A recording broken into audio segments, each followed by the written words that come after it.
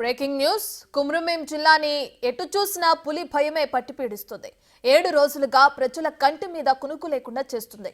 ఆ పెద్ద పులి పీడ ఎప్పుడు వదులుతుందో అని మొక్కని దేవుడంటూ లేడు. డ్రోన్లు ఎగరేసినా, ట్రాకింగ్ కెమెరాలు పెట్టినా పులిజాడ మాత్రం కనిపించడం లేదు.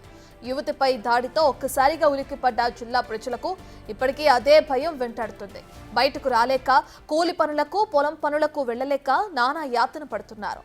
వెంటనే పులిని బంధించి తమకు రక్షణ కల్పించాలని అటవీ అధికారులను వేడుకుంటున్నారు.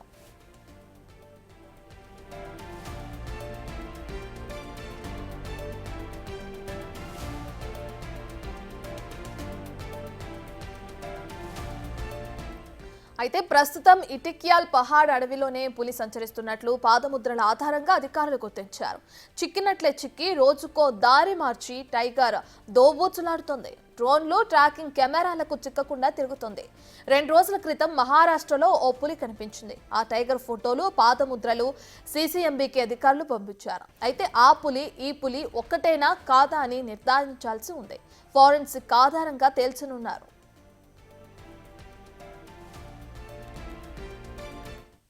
కుమ్రంభీంలో సంచరిస్తున్న పులికి సంబంధించిన పూర్తి డీటెయిల్స్ మా ప్రతినిధి అంజయ్య అందిస్తారు. రైట్ అంజయ్య, ఇప్పటికే పులి తిరుగుతున్న సమాచారంతో అధికారులు అక్కడున్న ప్రజల్ని కూడా అప్రమత్తం చేశారు. అయితే ఇప్పటికీ పులి జాడ కనుక్కోలేదని కూడా తెలుస్తుంది. దానికి సంబంధించిన డీటెయిల్స్ ఏ విధంగా ఉన్నాయి? యశ్రత్న వారం రోజులు గడుస్తున్నప్పుడు కూడా పులి గండం తప్పడం లేదు. పులి దడబుట్టిస్తుంది.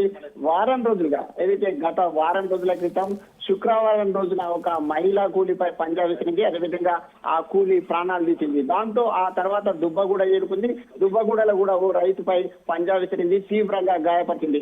అప్పటి నుంచి ఇప్పటి వరకు ఈ రోజు వరకు కూడా వారం రోజులు గడుస్తుంది. వారం రోజులు గడిచినప్పుడు కూడా పులికి సంబంధించిన ఆనవాళ్లు కనిపించలేదు. ముఖ్యంగా డ్రోన్లు ఎగరవేస్తున్నారు. అదేవిధంగా ట్రాకింగ్ కు సంబంధించిన టైగర్ ట్రాకర్స్ కు సంబంధించిన నిపుణులందరూ కూడా ఇటికాల్ పహాడ్, అదేవిధంగా పెద్ద బండ అటవీ ప్రాంతంలో ఏదైతే సంచరిస్తున్నారు. అదేవిధంగా గాలింపు ప్రక్రియను రాత్రి పగలు తేడా లేకుండా ముమ్మరం చేశారు. కానీ ఇప్పటి వరకు ట్రాకింగ్ కెమెరాకి సంబంధించిన టైగర్ ట్రాకర్స్ 100 మంది, అదేవిధంగా అటవీ శాఖకు సంబంధించిన మరొక 100 మంది అడవుల్ని గల్లల పడుతున్నారు, అనువనువున గాలిస్తున్నారు. ఏదైతే పంట పొలాలు, పత్తి చేన్లు, అదేవిధంగా మిగతా ప్రాంతాలన్నింటినీ కూడా గాలించినప్పుడు కూడా టైగర్ కి సంబంధించిన ఎలాంటి ఆనవాళ్లు లభించలేదు. డ్రోన్ ఎగిరివేస్తే చిక్కుతుందని భావించినప్పుడు కూడా డ్రోన్లకు కూడా చిక్కలేదు. దాంతో అటవీ అధికారులు గత వారం రోజుల నుంచి కూడా టైగర్ కోసం అన్వేషిస్తున్నప్పుడు కూడా దొరకడం లేదు. అయితే అక్కడక్కడ పాదముద్రలు కనిపిస్తున్నాయి. ఆ పాదముద్రల్ని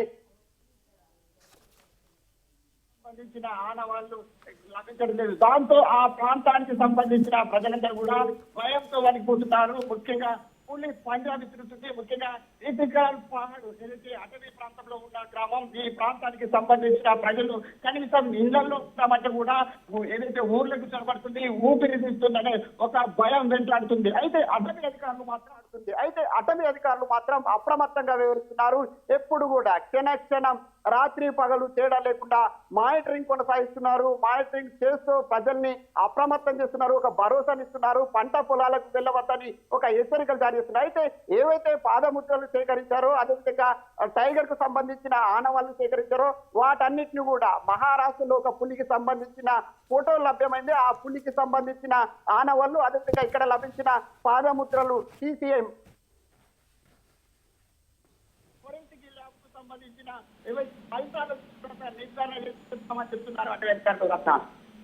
రైట్ అంజయ్య, ఇప్పటికే చూసుకుంటే సుమారు 7 రోజుల నుంచి ఈ పులిజాడని కనుక్కునే పనిలో పడ్డారు అధికారులు. అయితే గ్రామ ప్రజలు బయటికి రావాలంటేనే భయపడుతున్న క్రమంలో మరి వాళ్ళకి నిత్యావసర సరుకులు కానీ లేదంటే ఆహారానికి సంబంధించిన చర్యల్ని ఏ విధంగా చేపడుతున్నారు అధికారులు?